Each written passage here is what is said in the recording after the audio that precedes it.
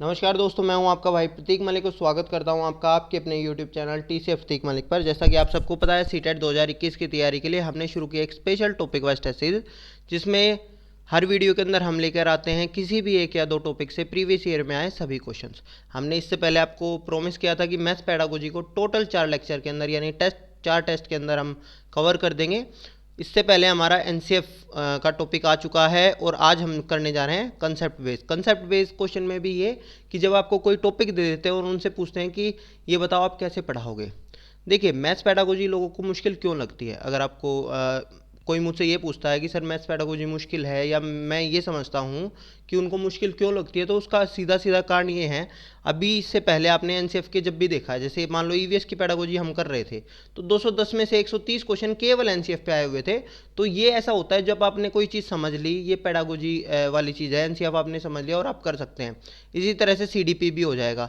लेकिन maths pedagogy ऐसा section है जिसके अंदर एनसीएफ के क्वेश्चन 61 आए हुए हैं और उससे ज़्यादा क्वेश्चन आए हैं कंसेप्ट बेस के। ये एक अकेला ऐसा पोर्शन है जिसके अंदर और कुछ भी आपको चाहिए होता है, वो होता है मैथ्स के कंसेप्ट आपको आने चाहिए। लोगों को ये लगता है कि अगर आपको मैथ्स आता है, मैथ्स अगर अच्छा आता है, तो आपको केवल 15 नंबर के अंदर हेल्प मिलती है कि 15 नंबर की पेडागोजी हो गई और 15 नंबर के क्वेश्चन निकालने वाले हो गए। और लोग ये समझते हैं कि पेडागोजी तो कोई भी पढ़ा देगा, लेकिन ऐसा नहीं होता। एक्चुअली मैथ्स के अंदर पेडागोजी वो लोग कभी पढ़ा ही नहीं सकते जिनको मैथ्स खुद कम आता है, क्योंकि इसके अंदर आपको कंसेप्ट वो उसी तरह से पढ़ा सकते हैं, क्योंकि इसके अंदर बहुत बारीक बारीक कंसेप्ट होते हैं जो हमको समझने पड़ते हैं। और जिनका मैथ्स अच्छा होता है वही आपको पढ़ा सकते हैं, ठीक है। जिनका मैथ्स बुरा है और अगर वो ये बात कह रहा है कि मैं मैथ्स पेडागोजी पढ़ा सकता हूँ या मैं मैथ्स पेडागोजी पढ़ा सकती हूँ, तो वो बेवकूफ़ बना रहा है। साफ साफ बात यही है। ये आपको आज की क्लास में देखने को मिलेगा भी कि किस चीज़ को आप किस तरह से पढ़ा सकते हैं। वो पढ़ाने का जो तरीका होता है, एक्चुअली किसी का अगर मैथ्स कमज़ोर रहा भी है ना, उसका कारण यही होता है क्योंकि उसको जिस तरह से मैथ्स पढ़ाना चाहिए था उस तरह से पढ़ा नहीं है और उन बच्चों ने वो मैथ्स को भी रटा है। ठीक है दोस्तों, तो चलिए आज का टेस्ट शुरू करने से पहले अगर आपने अभी तक हमारे चैनल को सब्सक्राइब नहीं किया है तो चैनल को सब्सक्राइब कर लेना। और आप हमसे जुड़ सकते हैं व्हाट्सएप पर भी। व्हाट्सएप नंबर है 8076392717। ये हमारा नंबर है। इस नंबर पे आपको अपना नाम और साथ में लिख के भेजना है सीटेट प्रिपरेशन। आपको ईवीएस के हमने कुछ नोट्स बनाए हैं, 10 पेजेस के नोट्स हैं। 15 नंबर का जो आता है आपका ईवीएस का एनसीईआरटी से, थर्ड फोर्थ फिफ्थ से, वो आपका यहाँ से कवर हो जाएगा। इसके अलावा जिन बच्चों को मैथ्स, ये हमारी मैथ्स पेडागोजी चल रही है, एक्चुअल में मैथ्स करना है जो 15 मार्क्स का आता है क्वेश्चन निकालने वाला, 7 आवर्स का कोर्स है, वो हमने यहाँ पे करवा चुके हैं। हमने क्रैश कोर्स करवाया हुआ है, वो भी आप कर सकते हैं। उसके लिंक आप मांग सकते हैं, आपको 15 डेज़ का क्रैश कोर्स इनफैक्ट भेज देंगे ओवरऑल सीटेट का। ठीक है दोस्तों, तो चलिए स्टार्ट करते हैं आज की क्लास हम। अब देखिए पहला क्वेश्चन है। अब जिस बंदे को फ्रैक्शन के बारे में नॉलेज ही नहीं है कि हमें एडिशन ऑफ फ्रैक्शन पढ़ाना कैसे है, तो वो ये बता ही नहीं सकता कि इस एक्टिविटी को वो करवाएगा भी या नहीं करवाएगा। एडिशन ऑफ फ्रैक्शन पढ़ाते कोई भी कैसे है, ठीक है। जिसका मैथ्स कमज़ोर होगा तो वो तो वैसे ही करवाएगा कि रटा रटाया तरीका, भैया 1/2 जमा 1/4 कर लो, 1/2 प्लस 1/4, इसका एलसीएम ले लेना और इस तरह से आप पढ़ा दोगे। इस एक्टिविटी का तो सवाल ही पैदा नहीं होता। लेकिन हमें ये एक्टिविटी करवानी है। अब ये एक्टिविटी आपको कब पता चलेगी, जब आपके फ्रैक्शन के डाउट्स क्लियर होंगे और इस तरह की चीज़ें रहेंगी, ठीक है। तो देखिए समझना पड़ेगा पहले कि आखिर ये एक्टिविटी है क्या, क्या कहना चाह रहा है इसमें। आपको ये पता होना चाहिए एडिशन ऑफ फ्रैक्शन एडिशन से पहले बच्चों को कम से कम फ्रैक्शन के बारे में नॉलेज होगी। समझ में आया। जब बच्चों को फ्रैक्शन के बारे में नॉलेज होगी उसके बाद में ही आप फ्रैक्शन एडिशन उन बच्चों को सिखा सकते हैं। तो वो भी बता दूंगा मैं कैसे सिखा सकते हैं हम।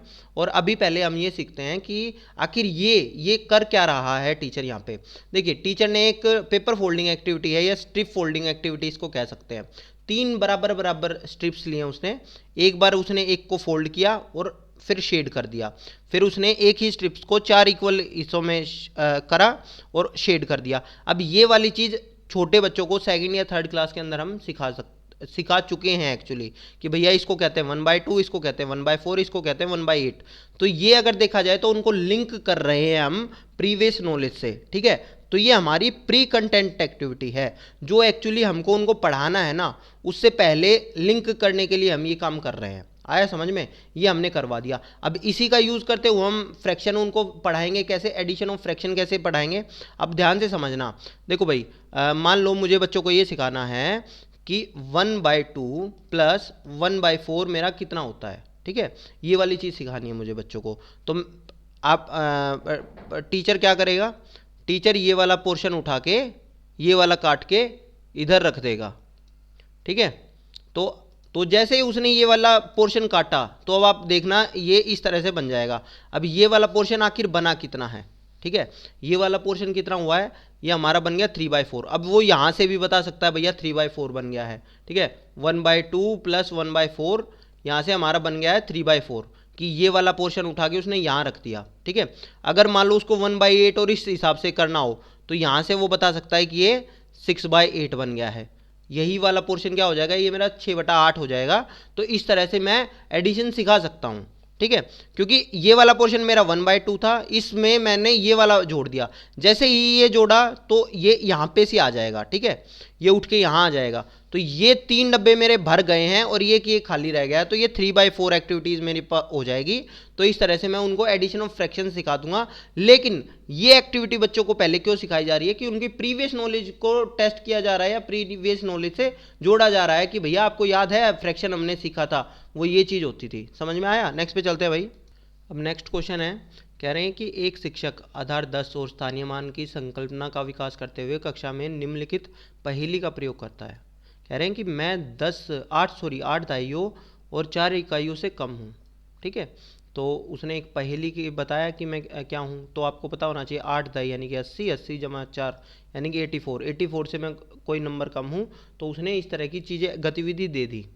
तो अब वो ये कह रहे हैं कि इस गतिविधि का उद्देश्य क्या हो सकता है। अब समझना इस गतिविधि का उद्देश्य क्या हो सकता है। कह रहे हैं आधार 10 और स्थानीय मान की संकल्पना को दृढ़ कर रहा है, हो सकता है दृढ़ कर रहा हूँ। मैं ये कह रहा हूँ कि मान लो आपको आंसर नहीं पता तो हम आंसर कैसे निकालेंगे इस क्वेश्चन का।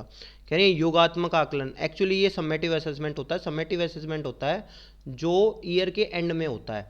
अगर यहाँ ये फॉर्मेटिव असेसमेंट होता तो मैं ये मान लेता कि फॉर्मेटिव असेसमेंट के अंदर हम एक्टिविटीज़ करवा लेते हैं, लेकिन कभी भी समेटिव असेसमेंट में एक्टिविटीज़ नहीं करवाते। समेटिव असेसमेंट होता है जैसे बोर्ड के एग्ज़ाम होते हैं जो साल के एंड में होते हैं, या आपके जैसे जो मार्च में एग्ज़ाम होते हैं वो साल के एंड में होते हैं। तो उसके अंदर कोई इस तरह की चीज़ें एक्टिविटीज़ नहीं होती, उसके अंदर तो पेन पेपर टेस्ट होता है, तो वहाँ एक्टिविटीज़ नहीं होती, तो ये तो हो ही नहीं सकता।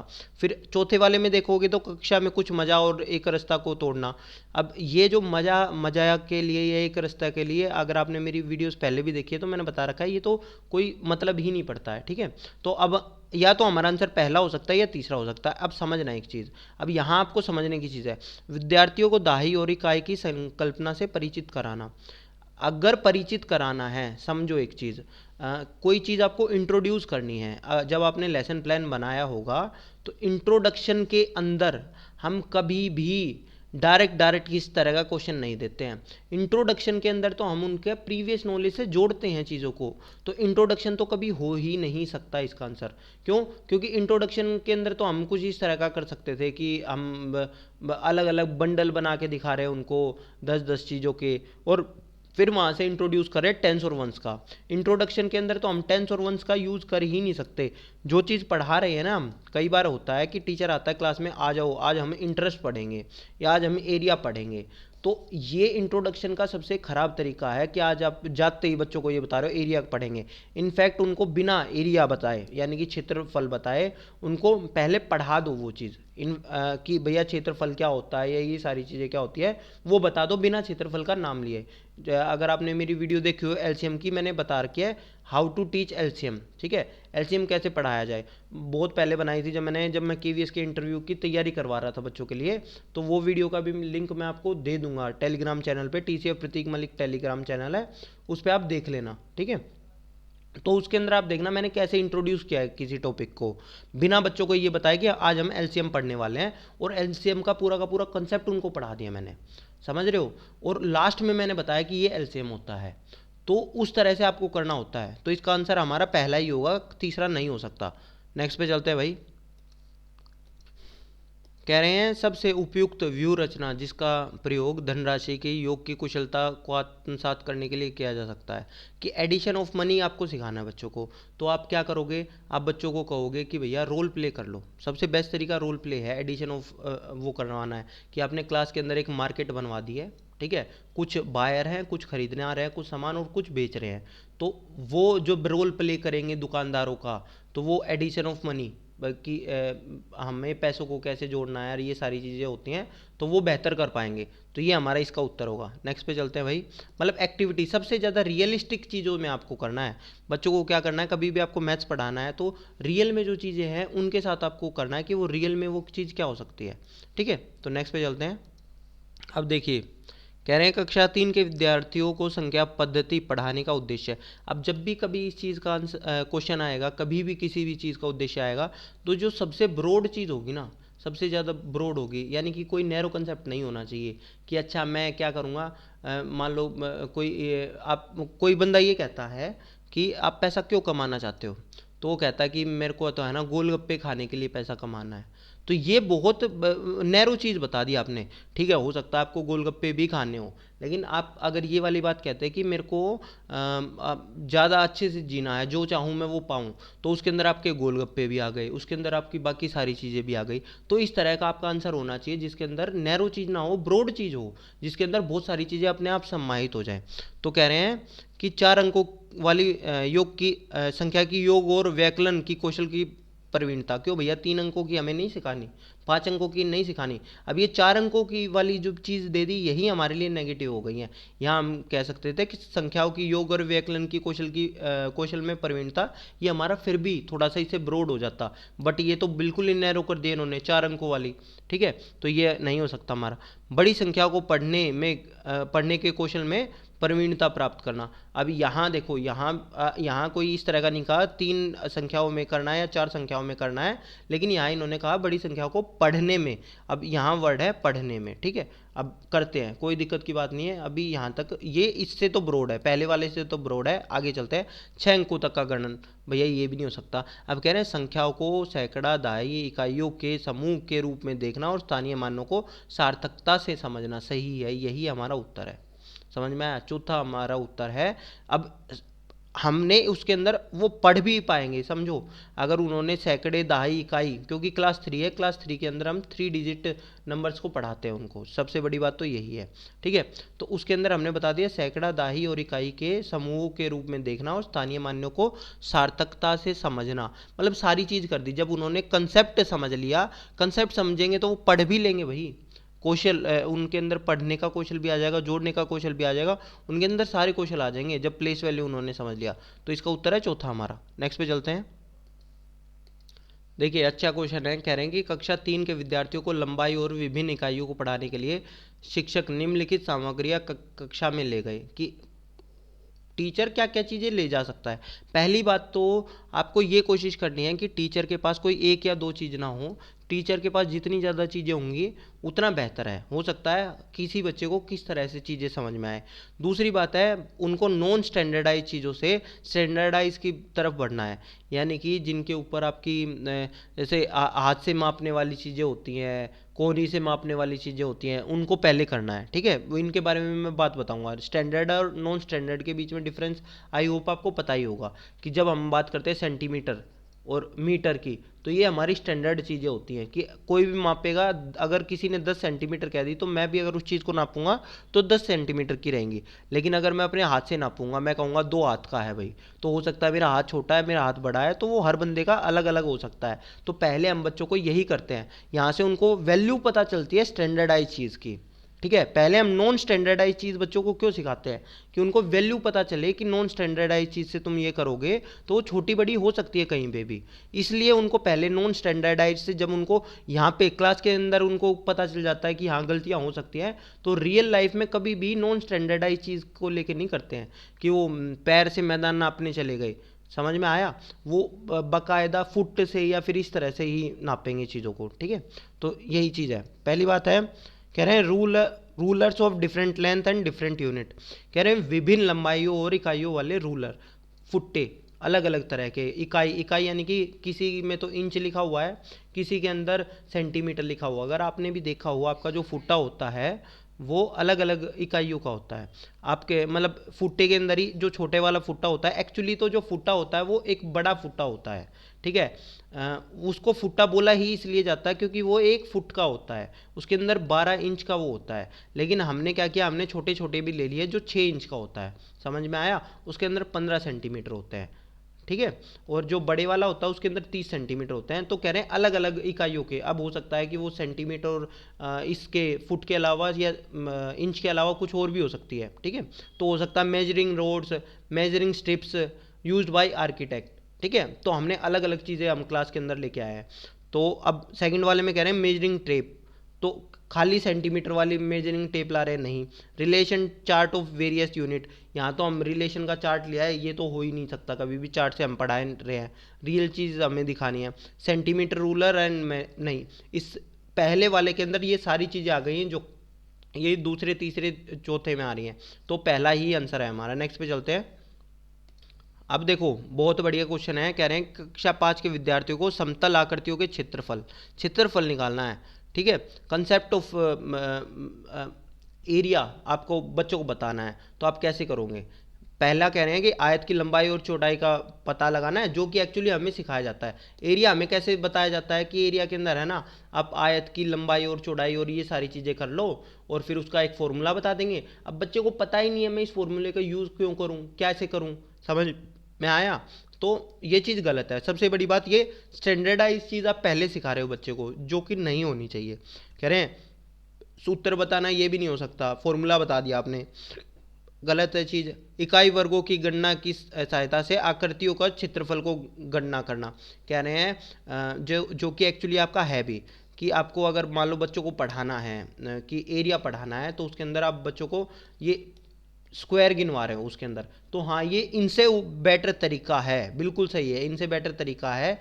लेकिन अब हम देखेंगे, देखो विभिन्न वस्तुओं जैसे हथेली, पत्ती, पेंसिल आदि की सहायता से किसी भी आकृति का क्षेत्रफल को मापना, सही बात है। इसके अंदर देखो, इसके अंदर नॉन स्टैंडर्डाइज चीज़ है हमारी, कि हमारी एक एक हथेली है, एक पेंसिल है, या एक पत्ती है, कितनी पत्ती आ गई, कितनी पेंसिल आ गई, तो वो सारी चीज़ें हैं। तो बच्चों को पहले ही यहाँ वो गलती कर लेंगे कि सबकी हथेली समान नहीं होती। मैं कह रहा हूँ कि मेरी टेबल है ना 2 हथेली जितनी है, ठीक है, कि उसका एरिया कितना है, 2 हथेली जितना है भाई।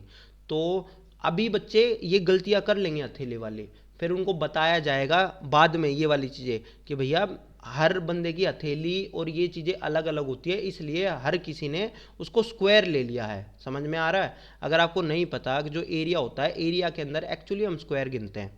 देखो अगर मैं आपको एक चीज़ बताता हूँ, मान लो ये 5 सेंटीमीटर का और ये 2 सेंटीमीटर का है। अगर जब आप इसका एरिया निकालते हो तो एरिया आपका आता है 10 सेंटीमीटर स्क्वायर बोलते हैं हम, या 10 स्क्वायर सेंटीमीटर बोलते हैं। तो ये जो स्क्वायर होता है, ये होता क्या है एक्चुअली? ये एक्चुअली वही होते हैं जो हमने स्क्वायर गिने होते हैं। देखो ध्यान से समझना इस चीज़ को। अब मैं एक एक सेंटीमीटर के इसके अंदर कितने स्क्वायर होंगे ये पूछा होता है आपसे, ध्यान से समझना। अब देखो ये मैंने क्या किया, ये मैंने 2 सेंटीमीटर थी जिसकी, ये मैंने उसको तोड़ लिया, एक एक में तोड़ लिया, ये एक है, ये एक है। इसी तरह से ये 5 थी तो इसको एक एक में तोड़ लिया, 1 2 3 4 5। समझ में आया? अब जो ये स्क्वायर बना है, ये 1 सेंटीमीटर इसकी लेंथ है, ठीक है। तो अब इसके कितने स्क्वायर बनेंगे? 1 2 3 4 5 6 7 8 9 10। एक्चुअली ये जो 10 सेंटीमीटर स्क्वायर है, इन स्क्वायरों को ही गिना जाता है कि एक टोटल स्क्वायर कितने आए हैं, यही हमारा एरिया होता है। आया समझ में? तो पहले बच्चों को खुद से मापने के लिए कहेंगे। जब बच्चे गलतियां करेंगे, किसी कोई कहेगा कि जी मेरी तो 10 हथेली आ रही है, कोई कहेगा मेरी 11 हथेली आ रही है, कोई कहेगा मेरे 15 पत्ते आ रहे हैं, तो उनको कहेंगे कि भैया अलग अलग चीज़ से मापना छोड़ो और तुम ये बस स्क्वायर गिना करो, एक एक सेंटीमीटर वाले। तो ये सेकंड स्टेप होगा, पहला स्टेप ये होगा, सेकंड स्टेप ये होगा। तो हमारा जो इंट्रोडक्शन होगा वो हमारा चौथा होगा, ठीक है दोस्तों। नेक्स्ट पे चलते हैं। आसान है, कह रहे हैं पैटर्न की पहचान करना और उन्हें पूरा करना प्राथमिक स्तर पर गणित की पाठ्यचर्या का एक अनिवार्य हिस्सा है। पैटर्न हम बहुत पढ़ाते हैं बच्चों को। रीज़न क्या है? क्रिएटिविटी बढ़ाने के लिए उनकी, कि वो भी क्रिएटिव बने। समझ में आया? सुडोकू हल करने के लिए, परीक्षाई प्रतियोगिताओं को हल करने के लिए, कलात्मक गुणों को करने के लिए, ऐसा नहीं होता। सृजनात्मकता भी पढ़ा रहे हैं, वो कौन सी बना रहे हैं, वो संख्याओं से रिलेटेड हम सृजनात्मकता बढ़ा रहे हैं उनकी। समझ में आया? तो इसका आंसर होगा तीसरा। नेक्स्ट पे चलते हैं भाई। कह रहे हैं Rijul is a kinesthetic learner, his teaching, कह रहे हैं रिजुल एक गति संवेदी यानी कि जो करके सीखता है, मेन बात वही है, ठीक है। क्योंकि उसकी शिक्षिका सुश्री नेहा उसकी अधिगम शैली को समझती है और उसकी गुणा की संकल्पना को स्पष्ट करने के लिए निम्नलिखित में से किसका चयन करेगी। अब ये कह रहे हैं कि ये बताओ इनमें से आपको गुणा बच्चों को पढ़ाना है, ठीक है। गुणा पढ़ाना है तो सबसे पहली बात तो कोई एक्टिविटी देनी पड़ेगी, तो पहला तो उत्तर आपका हो नहीं सकता। सेकंड के अंदर क्या गुणा पढ़ाई जा रही है, तीसरे में पढ़ाई जा रही है, चौथे में पढ़ाई जा रही है।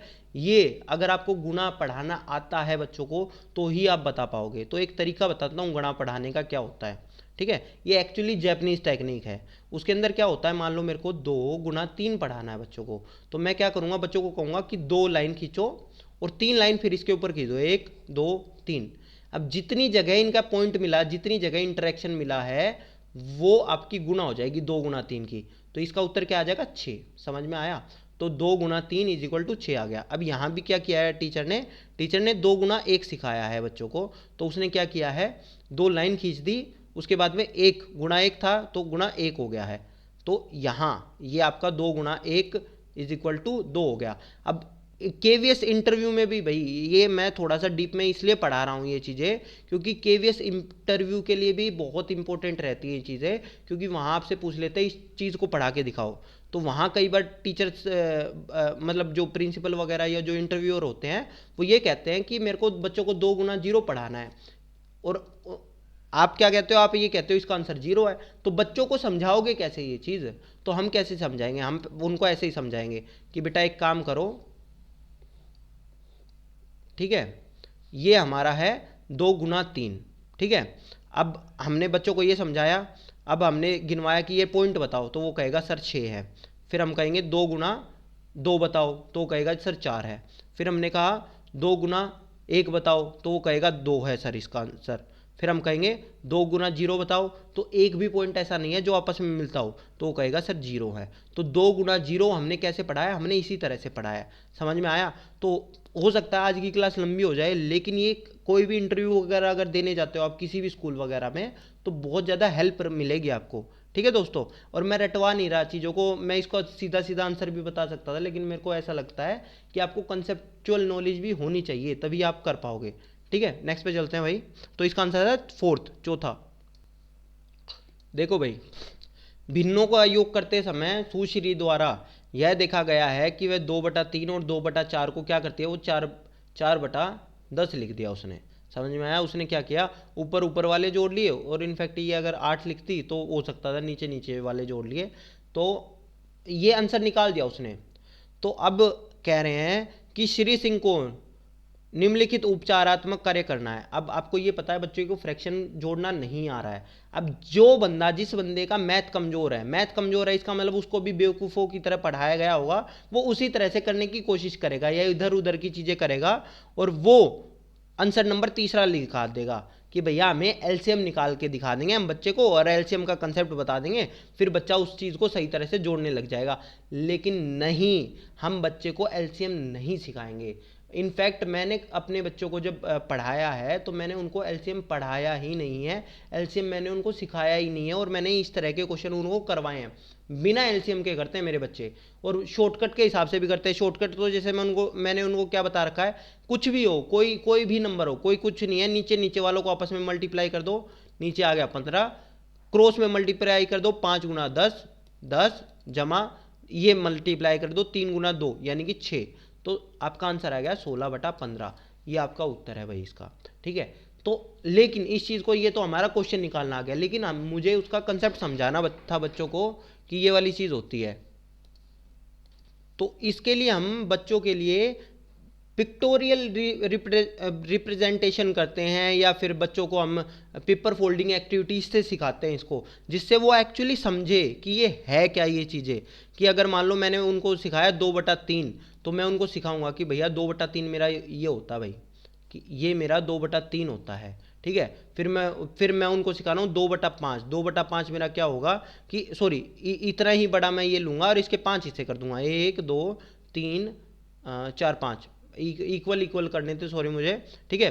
तो इसके हिसाब से मैं ये कर दूंगा कि ये 2/5 हो गया। अब मुझे ये दोनों और ये दोनों जोड़ने हैं, तो ये मेरा 4/10 नहीं होगा, ठीक है। इसको डीप में अगर आपको समझना है तो वो भी मैं किसी दिन एक आपको समझा दूंगा। ये इसी तरह से आपका पढ़ाया जाएगा एक्चुअली। इनफैक्ट एक बार ये थोड़ा सा समझा ही देता हूँ आपको क्या चीज़ होती है। थोड़ा सा जो एलसीएम वाला जो पोर्शन होता है, जो लोग एलसीएम वगैरह सिखाते हैं उनके लिए भी, कि एलसीएम होता क्या है एक्चुअली, क्या करना होता है हमें, ध्यान से समझना।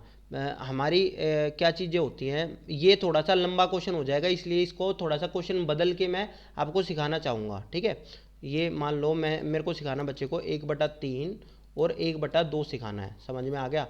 तो अब मैं क्या करूँगा बच्चे के लिए, 2 बराबर बराबर स्ट्रिप ली मैंने, समझ में आया। ये मेरी 1/2 है और ये मेरी 1/3 है, समझ में आया। तो ये मैं उनको सिखा रहा हूँ कि भैया ये वाली चीज़ें मेरी होती हैं, ठीक है। और ये मेरी 1/2 और 1/3 मैं सिखा रहा हूँ। अब मुझे बच्चे को ये नहीं बताना कि भैया मेरा एलसीएम क्या होता है या किस तरह से मैं कर रहा हूँ, तो मैं इनको जोड़ूंगा कैसे। तो मैं क्या करता हूँ, मैं करता हूँ कि भैया यहाँ हमने कितने हिस्से किए हुए हैं, इसी चीज़ के 2 हिस्से किए हुए हैं, यहाँ हम 3 हिस्से किए हुए हैं।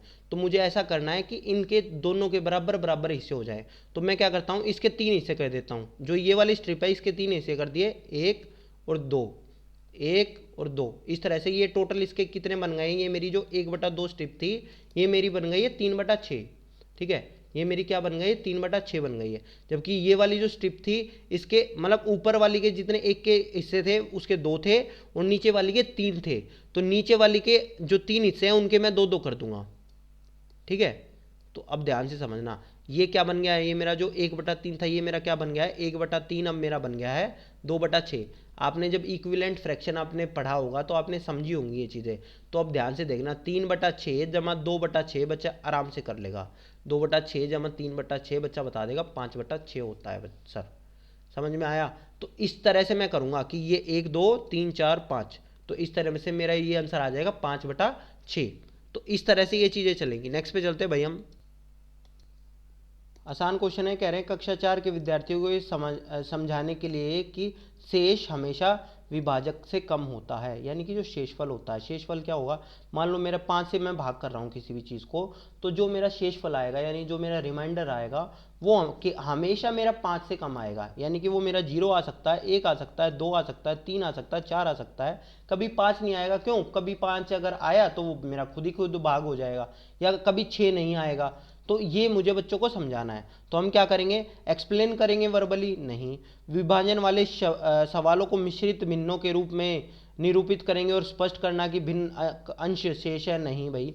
वस्तुओं को विभाजक के गुणजों से समूहीकृत करना, समझ रहे हो। अब ये रियल ऑब्जेक्ट को समूहीकृत करवा रहे हैं, ग्रुप बनवा रहे हैं उनके, ठीक है। और उनको कह रहे हैं कि जितने बच गए, मान लो मैंने कहा कि मैं अब ये कह रहा हूँ कि मान लो मेरे पास में 5 बच्चे हैं, ठीक है, 5 बच्चे हैं और मुझे मेरे पास में कोई 12 चीज़ हैं, तो मैं उनको कह रहा हूँ इनको बांटो, तो आपने बांट दी, तो हमारा जो शेष फल आएगा वो कभी भी 5 से ज़्यादा आ ही नहीं सकता, समझ में आया। ये मैं सिखा रहा हूँ कि जो चीज़ें बटेंगी ना बराबर बराबर बटेंगी।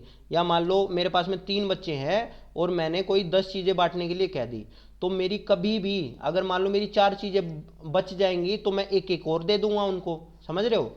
तो मेरा फिर एक चीज़ बच गई है, तो मेरी कभी भी 4 चीज़ें बच ही नहीं सकती हैं, तो शेष फल जो मेरा होगा वो कभी बच ही नहीं सकता है। तो इस एक्टिविटी के माध्यम से मैं बच्चों को ये चीज़ करवाऊंगा तो मेरा हो जाएगा, समझ में आया। तो ये आंसर नंबर 3 था इसका। नेक्स्ट पे चलते हैं। बहुत आसान क्वेश्चन है, कह रहे हैं कक्षा 3 का बच्चा 482। अब देखो ये 482 पढ़ता है, एक्चुअली ये इंग्लिश वाले के अंदर देखा जाए तो ये थोड़ा सा इंग्लिश वाले में बच्चों को दिक्कत होती है। ये 482 को वो 482 चलो इस तरह से लिख दिया, और उसने क्या किया 482 लिख दिया, उसने क्या किया 482 लिख दिया। अब हो सकता है वो बच्चा इस तरह भी लिख सकता था 482, ये चीज़ भी लिख सकता था। तो चलो उसने हिंदी इंग्लिश दोनों के अंदर यही लिखा है 482, इस तरह से कर दिया है। तो यह शिक्षक के लिए किस ओर संकेत है? तो बच्चे को स्थानीय मान नहीं पता, स्थानीय मान नहीं पता है, ठीक है, तो यही उसका आंसर है, सेकंड उसका आंसर है। नेक्स्ट पे चलते हैं भाई। अब देखिए भाई, कह रहे हैं कक्षा में शिक्षिका विभिन्न विद्यार्थियों को विभिन्न प्रकार से चतुर्भुजों की परिभाषित करने के लिए कहती है। कह रहे हैं अलग अलग तरह से वो कह रही है कि कोई भी आपका चतुर्भुज है उसको अलग अलग तरह से परिभाषित करो। कभी साइड्स को यूज़ करो यानी भुजाओं को यूज़ करो, कभी कोणों का प्रयोग करो, कभी विकर्णों का प्रयोग करो। आपको पता होना चाहिए। अगर मैं ये कहूँगा कि जो मेरा स्क्वायर है, स्क्वायर के लिए मैं क्या कहूँगा? तो कहूँगा चारों साइड मेरी इक्वल होती हैं, ठीक है। या फिर अगर मैं कोणों का प्रयोग करूंगा तो कोणों के अंदर मैं ये कहूँगा कि हर कोण मेरा 90 डिग्री का होता है। विकर्ण के लिए कहूँगा तो मैं ये कहूँगा विकर्ण दोनों इक्वल होते हैं और आपस में 90 डिग्री पर काटते हैं। ये हायर लेवल की चीज़ें हैं एक्चुअली, तो उनको कहा ये वाली चीज़ें। विकर्ण क्या होता है? ये जो क्रॉस में आता है, समझ में आया, डायगोनल। तो कह रहे हैं टीचर का ऑब्जेक्टिव क्या है? तो कह रहे हैं विभिन्न परिभाषाओं को खोजने में विद्यार्थियों की सहायता करना नहीं, ठीक है। अगला कह रहा है कि विभिन्न परिप्रेक्ष्यों से चतुर्भुज को समझने में बच्चों की सहायता करना, यही अलग अलग पर्सपेक्टिव हमें बच्चों के लिए खोजने हैं। और इसीलिए देखो भाई, डेफिनेशन, परिभाषा, हमें कभी भी परिभाषा के लिए हमारा है नहीं। मान लो मैं ये कह रहा हूँ आपको आंसर पता नहीं है, इसका सेकंड है, ठीक है, तब भी हम इस चीज़ को नेगेटिव कर करके काट सकते हैं कि जो हमारे फर्स्ट वाला है उसके अंदर परिभाषा वाली बात आ गई, ये नहीं हो सकता। इसके अंदर याद करने वाली बात, कंठस्थ करने वाली बात आ गई है, इस वाले के अंदर फिर से परिभाषाओं की बात आ गई है, ठीक है। तो हमारा उत्तर केवल दूसरा ही हो सकता है, ठीक है। नेक्स्ट पे चलते हैं भाई। कह रहे हैं प्रदीप को एक टूटा हुआ रूलर मिला है यानी स्केल मिला है। अब ये टूट रखा है इस तरह से, मतलब अगर एक्चुअली ऐसा होता तो क्या होता, यहाँ 1 होता, ठीक है, 1 2 3 4 5 6 इस तरह से पूरा होता, ठीक है।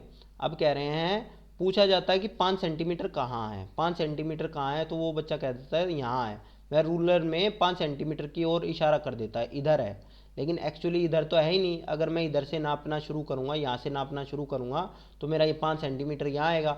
मतलब उसको उसको लग रहा है कि केवल 5 सेंटीमीटर यहीं है, अगर यहाँ 5 सेंटीमीटर लिखा हुआ है।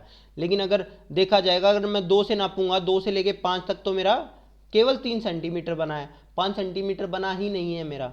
समझ में आया? तो कह रहे हैं कि ये सही है, तो सही तो है ही नहीं। समझ में आया? सही तो है ही नहीं, तो ये आंसर गलत है मेरा।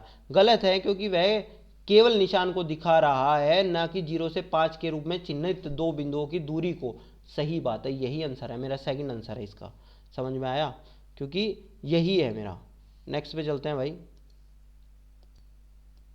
एक सेकंड, मेरे को ये चीज़ें भी देख रहा हूँ, एक सेकंड। गलत है क्योंकि वह केवल निशान को दिखा रहा है, न कि 0 और 5 में चिन्हित 2 बिंदुओं के बीच की दूरी का। तो 0 तो एक्चुअली उसके अंदर है भी नहीं अभी, ठीक है, तो कोई दिक्कत नहीं है। एक बार बाकी भी ऑप्शन पढ़ लेते हैं। गलत है क्योंकि रूलर टूटा हुआ है, उसे 2 से शुरू करना चाहिए था और 7 को चिन्हित करना चाहिए था। 7 तो है ही नहीं इसके अंदर, जो कि वांछनीय चिन्ह है। यह बता रहा है कि संकल्पना त्रुटिपूर्ण है, 5 सेंटीमीटर एक बिंदु के रूप में है, ना कि, हाँ ये आंसर है, चौथा आंसर है। समझो इस चीज़ को, ये तो इसको एक्सप्लेन कर रहे हैं। सेकंड और थर्ड के अंदर तो उस पॉइंट को एक्सप्लेन कर रहे हैं कि उस बच्चे के अंदर कंसेप्ट के अंदर क्या दिक्कत है। कंसेप्ट उस बच्चे का वो बना ही नहीं है कि ये जो 5 है ना, ये 5 तो एक पॉइंट है एक्चुअली, ये 5 कोई दूरी नहीं है। समझ में आया? तो इसका उत्तर 4 है। समझ में आया? नेक्स्ट पे चलते हैं भाई। आसान क्वेश्चन है। हमीदा अपने विद्यार्थियों को गणितीय योग्यताओं का संवर्धन करने के लिए उन्हें सदा संख्या प्रतिरूप का अवलोकन करने और परिकल्पना बनाने देती है। वह बोर्ड पर निम्नलिखित समस्या लिखती है। उसने क्या किया? उसने ये समस्या लिख दी है, जिसका आंसर हमेशा सेम आएगा, ठीक है। इसका आंसर हमेशा 3 आएगा, 3 आएगा, 3 आएगा, 3 आएगा।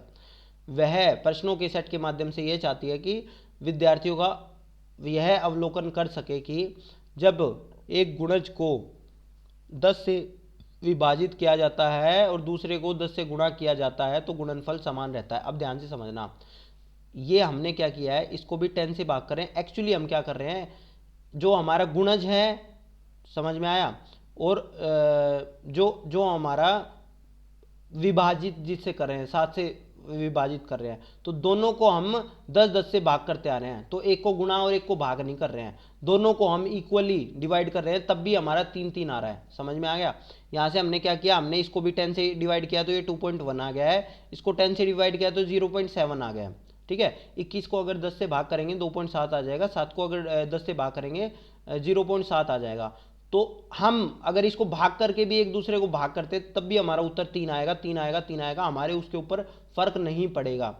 तो पहले वाले में तो ये कह रहा है एक को विभाजित कर रहे हैं और दूसरे को 10 से गुणा कर रहे हैं, तो ऐसा तो नहीं हो सकता। जब भाजक को 10 से घटत होती है और दूसरे की 10 से घात से बढ़त होती है, बढ़त और घटत नहीं हो रही है, दोनों की सेम हो रही है, घटत ही हो रही है।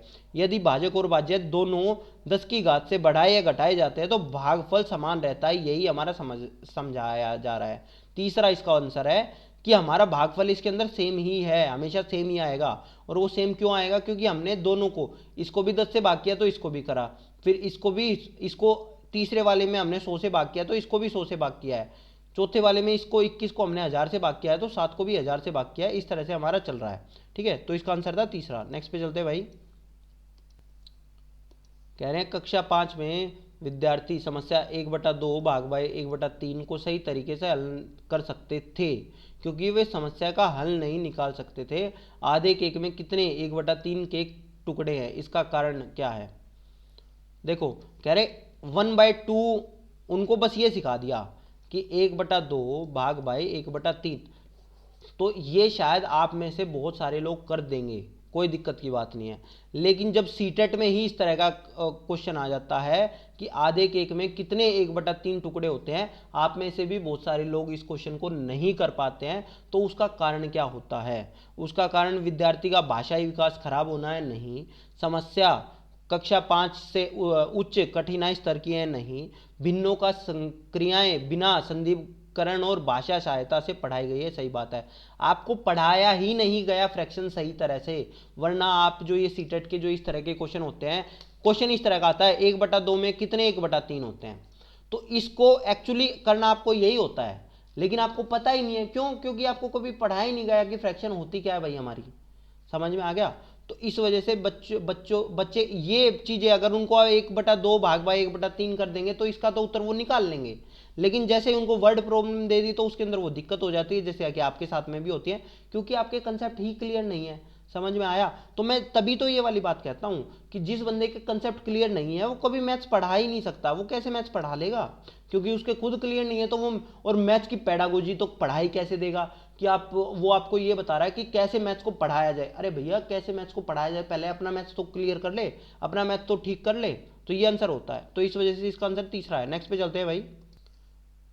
अब कह रहे हैं प्राय शिक्षार्थी दशमलव संख्याओं की तुलना में त्रुटि करते हैं। उदाहरणतः 0.50 और 0.5 से बड़ा है। यह त्रुटि सर्वाधिक संभावित कारण हो सकती है। क्यों है ये 0.50? इनफैक्ट आप में से भी बहुत सारे लोग ऐसा कहेंगे कि 0.50 और 0.5 के अंदर कौन सा बड़ा है, कह देंगे ये वाला बड़ा है, लेकिन ये इक्वल हैं दोनों।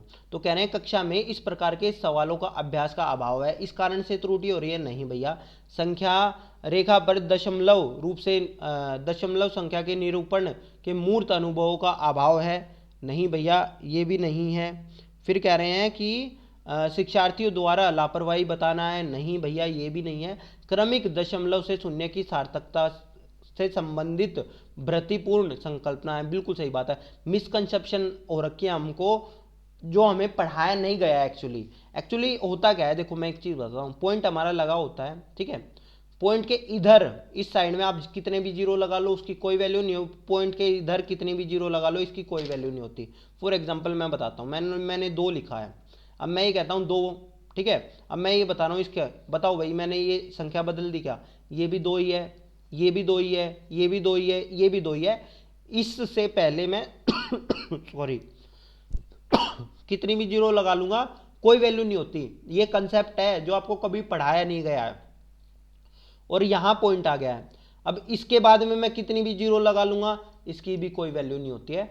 तो पॉइंट के बाद अगर मैं कितनी भी जीरो लगा लेता हूं मेरी कोई वैल्यू नहीं होती है।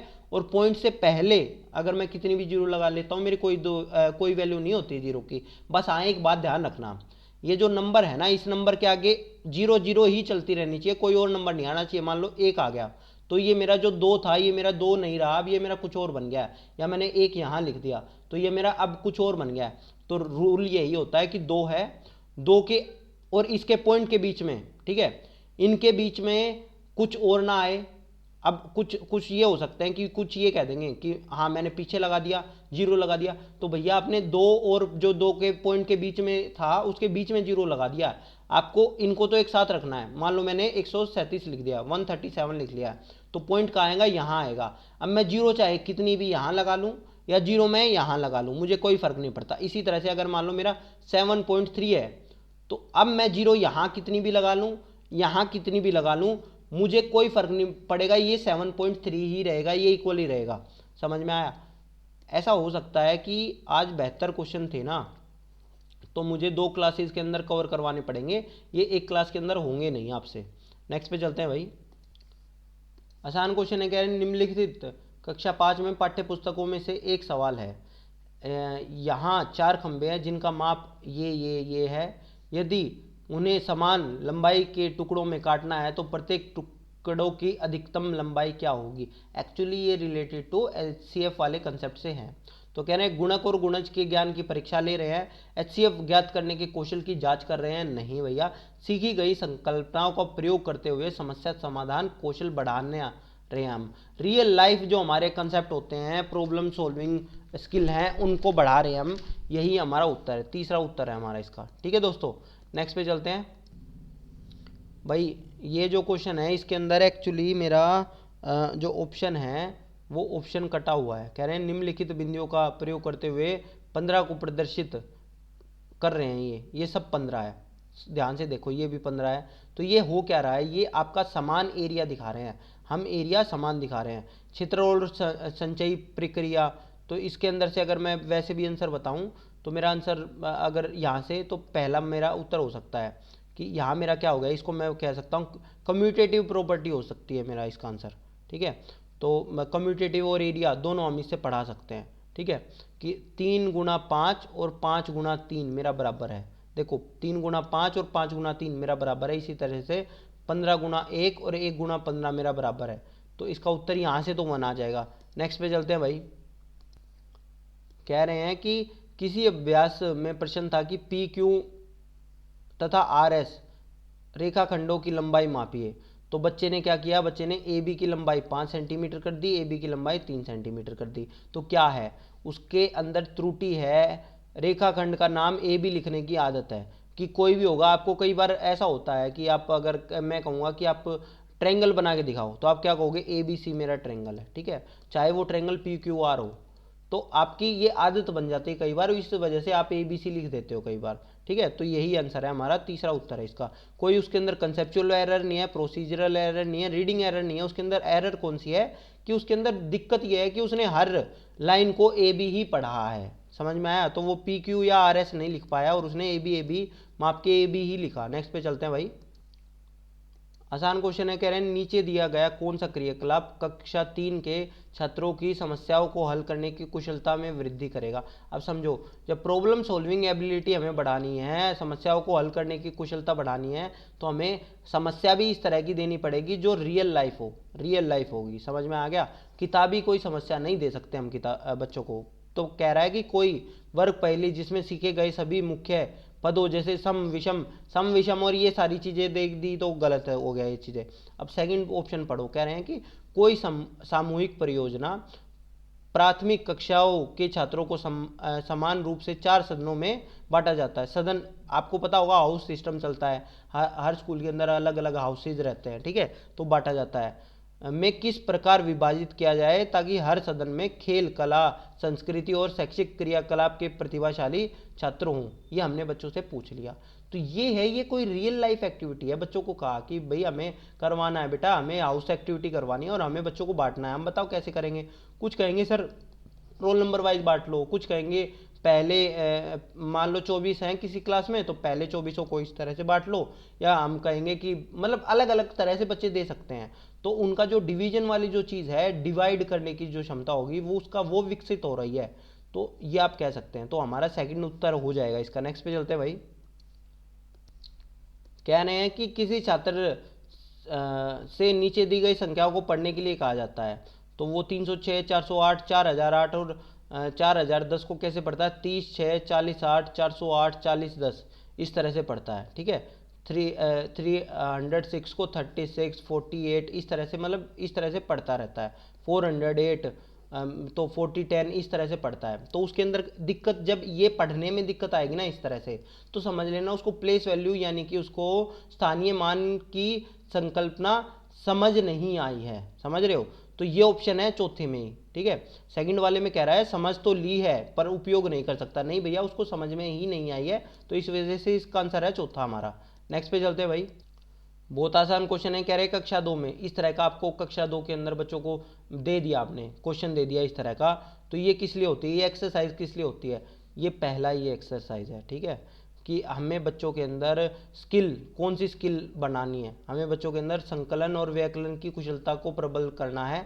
एडिशन और सब्सट्रैक्शन हमें बच्चों को बेहतर बनाना है, इसलिए हमने इस तरह का उनको एक्टिविटीज दी है जिससे बच्चे बढ़िया तरह से करेंगे। ठीक है, मैथमेटाइजेशन ऑफ माइंड ऐसा तो नहीं है। ठीक है, तो हमारा इसका आंसर पहला ही है। नेक्स्ट पे चलते हैं भाई। कह रहे हैं कक्षा 4 में समय के मूल्यांकन का प्रचाल होगा या होंगे? ठीक है, parameter of assessment of time, time हमें बच्चों को सिखाना है या टाइम के बारे में हमें बच्चों से पूछना है, तो हम क्या करेंगे? केवल सादृश्य घड़ी का समय पढ़ना नहीं, अंकीय घड़ी, सादृश्य घड़ी का समय पढ़ना, आधा चौथा। तो इसमें देखो सारे हर तरह के जितने डेली लाइफ में यूज़ होते हैं, तो ये सारी चीज़ें उसको उससे पूछ रहे हैं। तो हमें जब टाइम, हमने कंसेप्ट था हमारा जो समय का कंसेप्ट था बच्चों को पढ़ाया था, अगर आप कक्षा 4 अगर आप देखोगे एनसीईआरटी की किताब में, तो उसके अंदर भी ये सारे कंसेप्ट है। तो इन सारे कंसेप्ट को लेके हम उनसे क्वेश्चन पूछ रहे हैं, तो यही हमारा आंसर है, सेकंड हमारा उत्तर होगा। नेक्स्ट पे चलते हैं भाई। कह रहे हैं भाग की अवधारणा पढ़ाने के बाद एक शिक्षक कक्षा कक्ष में गणितीय दीवार का निर्माण करते हैं और शिक्षार्थियों को 48 घंटे में दिए गए कॉलमों में भाग संबंधी 2 तथ्य लिखने के लिए कहते हैं। ठीक है, तो उसने मैथ्स वॉल बना ली है और उसने बच्चों को कहा है कि वो करवा रहा है 48 घंटे में।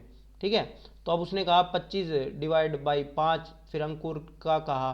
तो इस तरह से वो क्या कर रहा है? वो कर रहा है अगले 2 दिन के लिए शिक्षार्थियों को किसी गणितीय कार्य में व्यस्त कर रहा है क्या? नहीं भाई, शोर मुक्त कक्षा कक्ष बनाना चाह रहा है। मतलब अगर आप इसका आंसर भी अगर आप देखेंगे तब भी आप इसका आंसर बता सकते हैं कि आंसर क्या हो सकता है।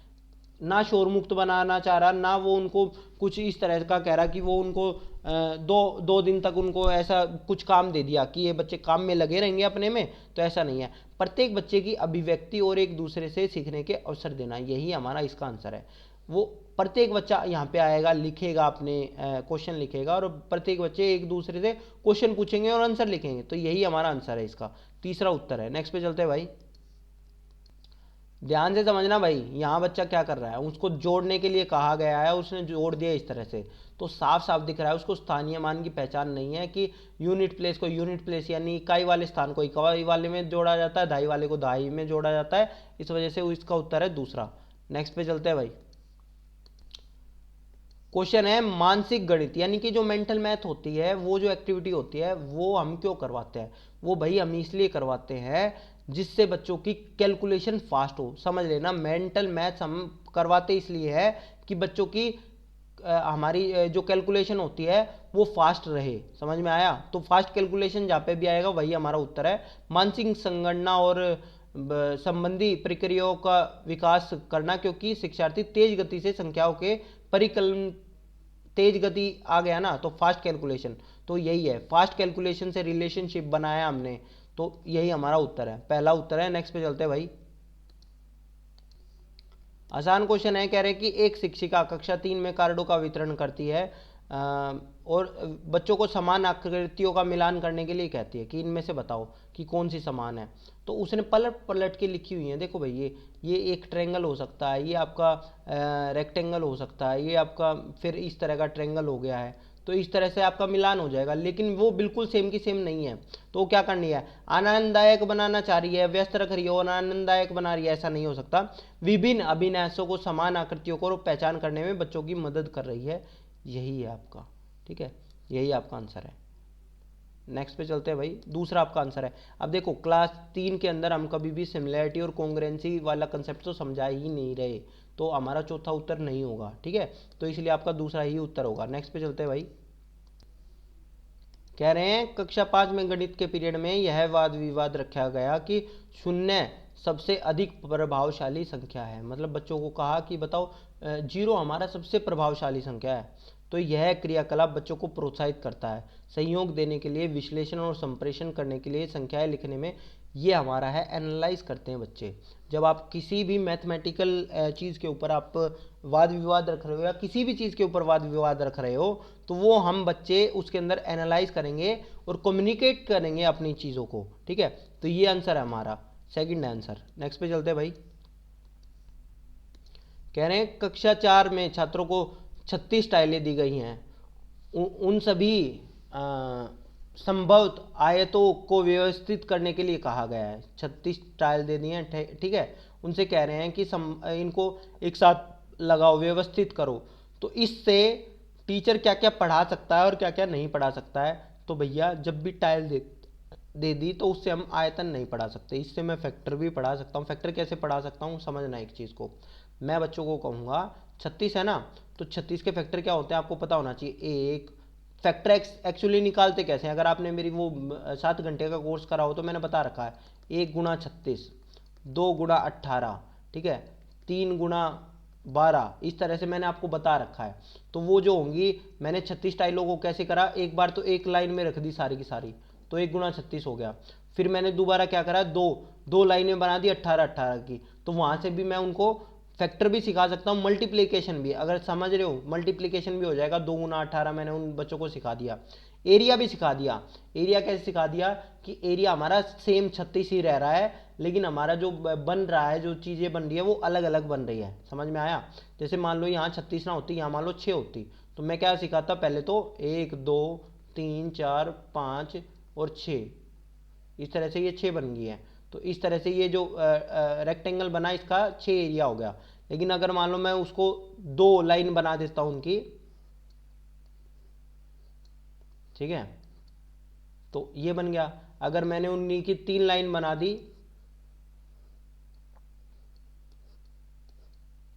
हो गया।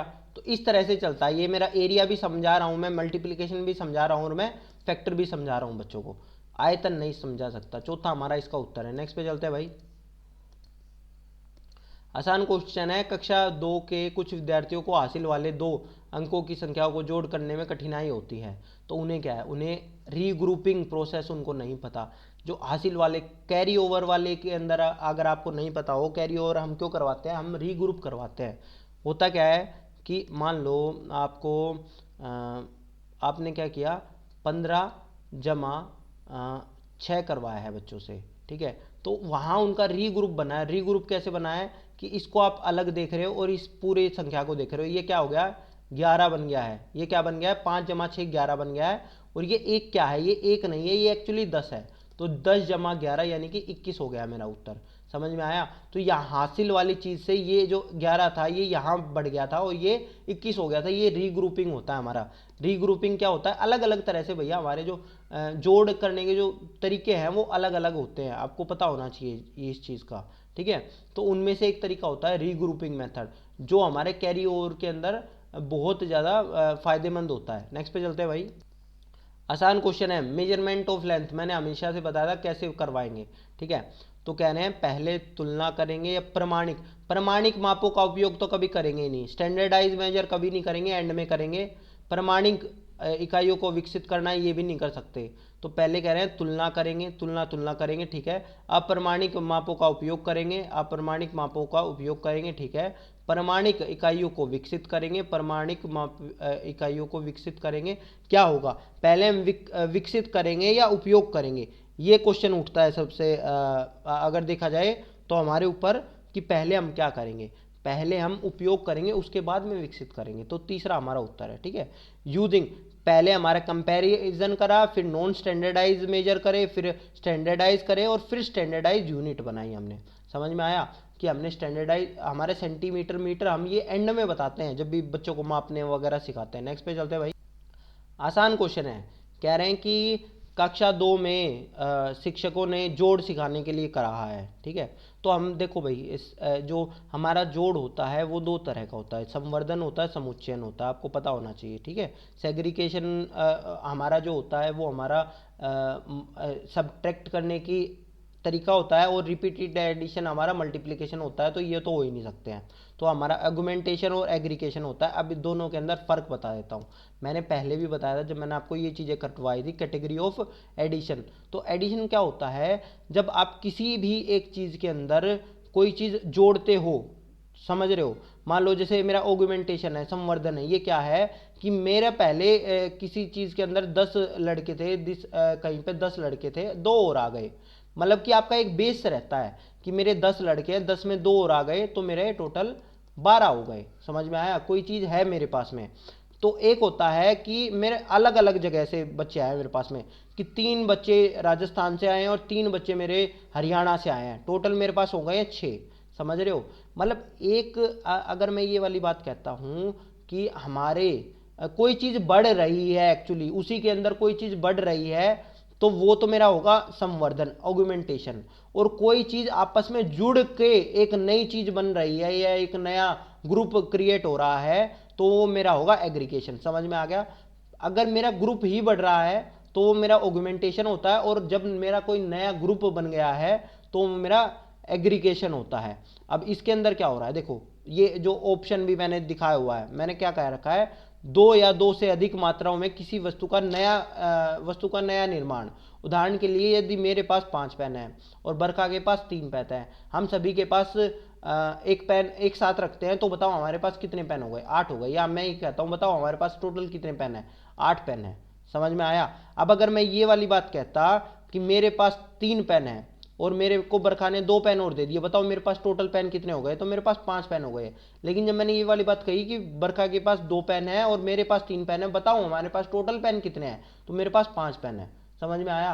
क्योंकि वहां मेरे पास जितने पेन थे 3 से मेरे 5 हुए हैं, वहां मेरे बढ़े हैं, तो वो मेरा एगुमेंटेशन बना हुआ है, वहां मेरा संवर्धन हुआ है, उसी चीज के अंदर वृद्धि हुई है। और समुच्चयन क्या होता है, जब मेरी अलग अलग चीजें जुड़ती हैं।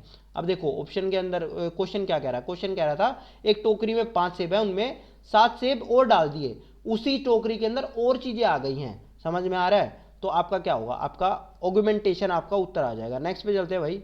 मतलब समझ लेना ये वाली चीज़, ये जब मोर वाली चीज़ आ जाती है ना, वो और डाल दिए, और आ गए, ठीक है।